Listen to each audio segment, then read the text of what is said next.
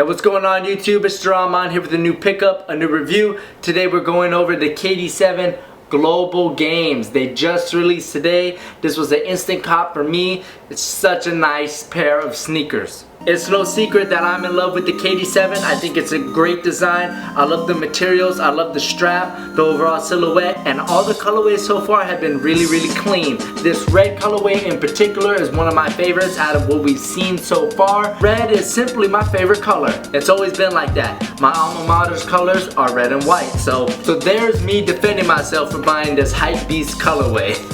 You might as well call these the Red Octobers, like for real. But let's get some close-ups on the sneaker. So you can see it's pretty much all red. The entire upper is red.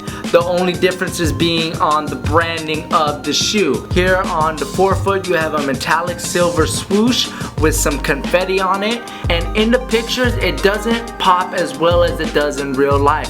You're really gonna see these. It is a metallic swoosh, so it's gonna be shiny. In the sun it's gonna look pretty crazy, and those colors on there are like multicolor flyness. They just pop right off the shoe.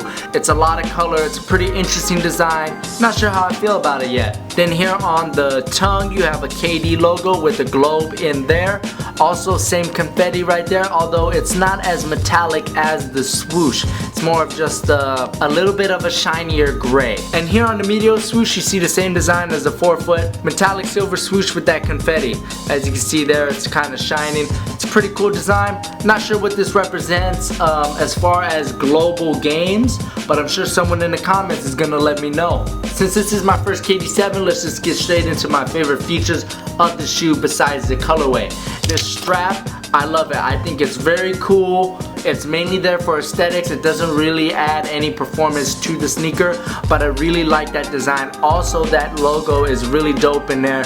You can see how the 7 is kind of embossed in there. The 3-5 is raised while the KD7 uses dead space to create that 7, and it just really stands out. I know when Nightwing was playing with these, he thought there was sweat in that 7, which is why I was a little darker, which was pretty funny, I thought. The heel area is textured kind of like leather. I'm wondering if it is leather. I don't think so, but very interesting. If you could pick that up on the camera, it's kind of a leathery, tumbled leather type textured material. It looks really cool. You got that mesh in the front, which is real comfortable. Some reinforced underlayers right here for durability. You have that dynamic fly wire. Of course, it's painted in all red, which is absolutely sick. I love it. I'm not sure if you can see this since it's all red. Oh, you can see it. Wanda, Barbara, Wayne, and Tony. Some of KD7, I almost said KD7. Some of KD's family members. Then on the back here on all of his sneakers it says Big Chucky.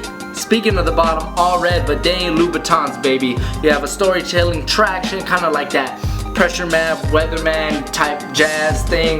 The traction works really well. Go check out the performance review in the description below by Nightwing. Anything you need to know about how these perform, it's gonna be there, okay? So go check that out. As far as the KD7, I just love everything about it, the design and also the tech. You have that posit material in the back here, you have a strap, you have foam, and then you have Air Max Zoom cushioning in the heel. Play on your toes a lot, you're gonna get that responsive feel. If you're a big man and you play flat-footed or whatever, you're gonna have that impact protection. It's just an overall great sneaker for $150, which is lower than the Kobe and the LeBron. Not the Kobe EM version though, but the Elite, which is, you know, let's be honest, the best version. It's a pretty good value. I think $150 is a real good price for this shoe. Other than that, I mean, it's just red, straight fire. I love it. But I do have a little problem with the quality of the sneaker. You can see there's glue rising right over there. Also, right over here, you can see a lot of glue. I mean, you know, bound to happen, but, you know, kind of sucks, you know. Especially for those who really save up for their kicks. To see stuff like this, kind of a heartbreaker, but you know what? It's all good.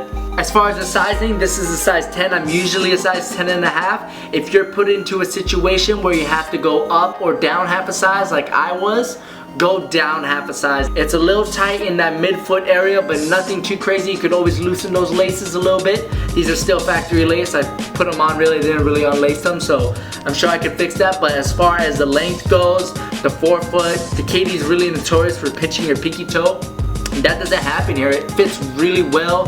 The heel area fits real well, even though it's a half size lower than what I normally go. So if you're put into that situation where you can't get your true to size, your normal size, go down half a size if you could. Of course, going up half size is not going to be a huge deal, but you know what? If you really like this shoe, go for it. Do what you got to do.